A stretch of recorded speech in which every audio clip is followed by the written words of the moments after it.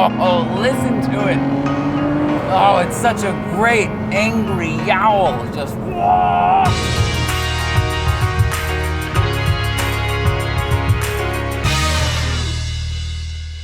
Behold, the 2021 Lotus Evora GT, the more comfortable, more usable, heavier brother of the Lotus Elise. Lotus sold the Elise from 1996 to 2021, and while it's an amazing car, it's a bit small and loud to drive every day. So in 2010, the Evora came to be. And despite having rivals with deeper pockets, the Lotus cars have always felt special. Let's figure out why.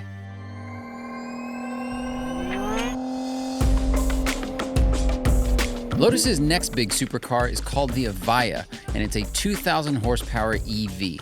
And we now know that the last big gas-powered Lotus will be the Emira. So, we have an idea of what the future holds. But what about the present?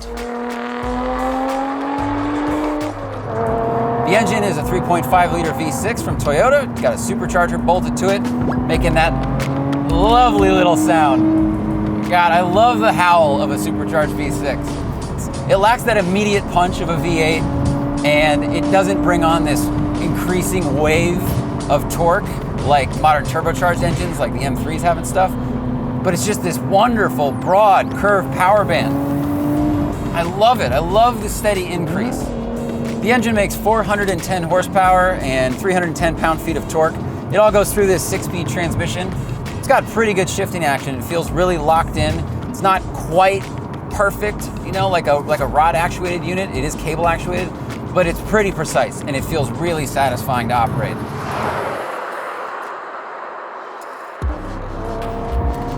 I like the interior. I think the seats hug me really well. All of this leather work looks really nice. I love these door cards, the design of them. They're simple, they're functional, and I think they're good looking, and they're good looking in a timeless way.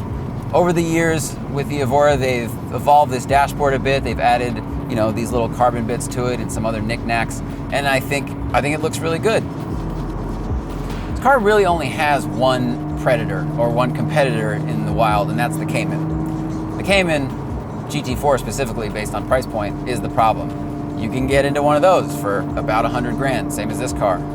It makes very similar power, similar sounds. It's really fast, and it's kind of a known quantity. You know who it's coming from. It's coming from the kingdom of Porsche. And the Cayman GT4 is a phenomenal automobile. It is an absolute scalpel of precision. It is so fun to drive fast. The difference, though, is that after a day in the Cayman GT4, you're going to be far more tired. Your brain is going to be shaken loose from its stem. It is not a comfortable ride. It's a very stiffly sprung car. This, on the other hand, rides beautifully. This is one of those cars people will appreciate far more once it's gone or once it's old and used than they do right now. Right now, people compare the new cars to the new car, and most people look at what's the fastest thing I can get for the money right now, both out of a dealership. And it's hard to compete with the Cayman GT4. But in 30 years, they're gonna look back on this and they're gonna be shopping for it. It rides well, it's quick, it sounds good, the steering's precise. It's built for driving. That's what Lotus does. That's why they have the name they have. That's why so many other OEMs have hired them over the decades to fine-tune their cars. The Evora is also very good at standing still. I've been sitting here for like 20 minutes, and people just keep walking by, stopping their cars, taking photos. And what's cool about the Lotus is I don't think any of them really know what it is. You know, people kind of know the brand, they know the brand by name, but they couldn't pick them out of a lineup. And that's what's kind of great about that car. It's not as common as a 911, but it's not going to get the disdain or judgment a Ferrari's going to get. I mean, it's good looking, it's cool looking, but people don't know what it is. And being anonymous and good looking is kind of a good attribute. Ask the other Hemsworth brothers. All right, so it's quick, sounds nice, looks pretty cool, visibility's great. There are some negatives. It is not perfect. These screens on either side of the actual gauges look like they are Etch-a-Sketch or maybe a calculator. And mine doesn't show me when my cruise control is activated. You just have to feel it, so that's kind of strange. The lights and Alpine head unit don't dim when you dim the gauges at night. So you basically have a permanent passenger reading lamp on. There's a back seat for people you don't like, or children. The rear visibility, not good. Familiar if you lived in a storm drain at any point, but to most people, not good. But where it does shine is in the mechanical connection to the driver. They are coming out with one more car that has a gasoline engine. It's called the Emira. We know that it's gonna have active safety systems. This car, the Lotus Evora GT, is really the last car in that book of traditional Lotus engagement. This has a little bit of traction control, and you hit the sport button and it turns up throttle sensitivity. But it doesn't have active lane assist, doesn't have automatic braking, doesn't have any of that stuff. This is a pretty pure driver's car, and that's what they were famous for. So this is a pretty important car.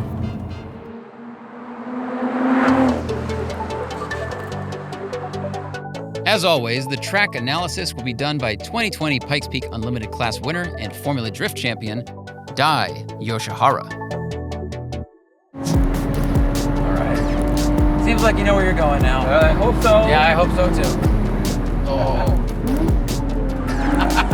Oh, wow.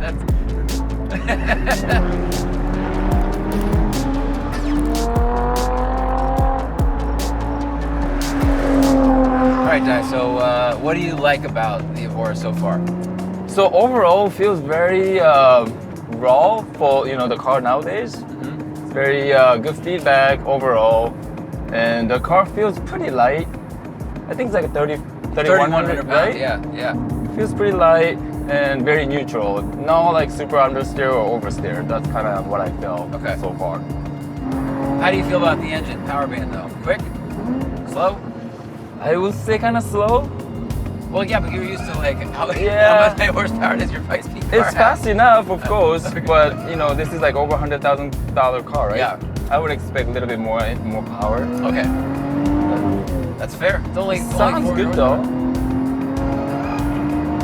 Yeah. I never hear this sound from Toyota Camry, right? So whatever they did, pretty good. Like sounds really good. I can't do good red matching neither. Okay. It's kind of inconsistent, right? The It is throttle not response. consistent, yeah. The gearing is kind of like in between what I want it to be. But maybe if I pick up the pace, it might be in the right gear. Right. Maybe it'll be right. Yeah. All right, I'm ready.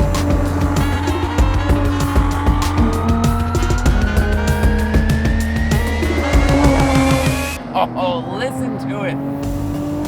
When you start braking hard, it does brake really good. How do you feel about the suspension? It's not adaptive shocks or anything. Right. Is it soft? Is it firm?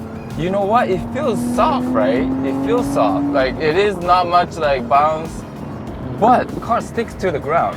I don't know what it is. It's that Lotus magic, right? Yeah. It doesn't have like crazy roll neither. I feel like it does, but it's not. Don't you think? Yeah, it's incredible that it feels softly sprung. Yeah. But it doesn't lean over a lot. So That's when I what was I driving mean. on the street, it rode really nice. Yep.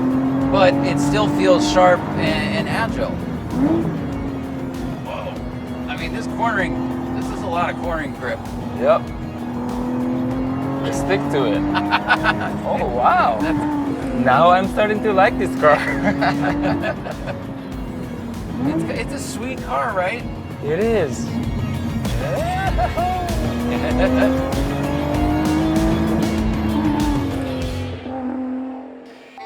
The Evora's unique handling earned it high marks. The balanced chassis floats over bumps, but it doesn't feel too soft in the corners. Mix in a manageable power plant and you get a car that is approachable, yet far from dull.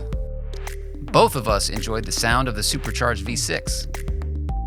The interior is comfortable, functional, and stylish, but between the low-res screens, the Alpine reading lamp, and the mysterious cruise control, it gets a 5.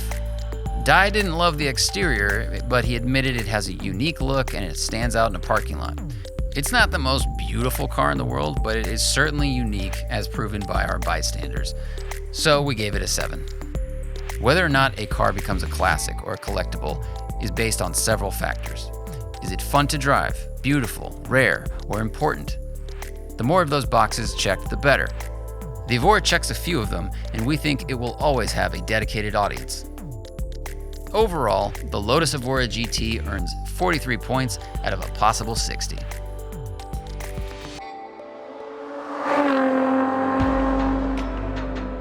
It lands right in that sweet spot of it looks cool, it looks unique, and no one's gonna hate it.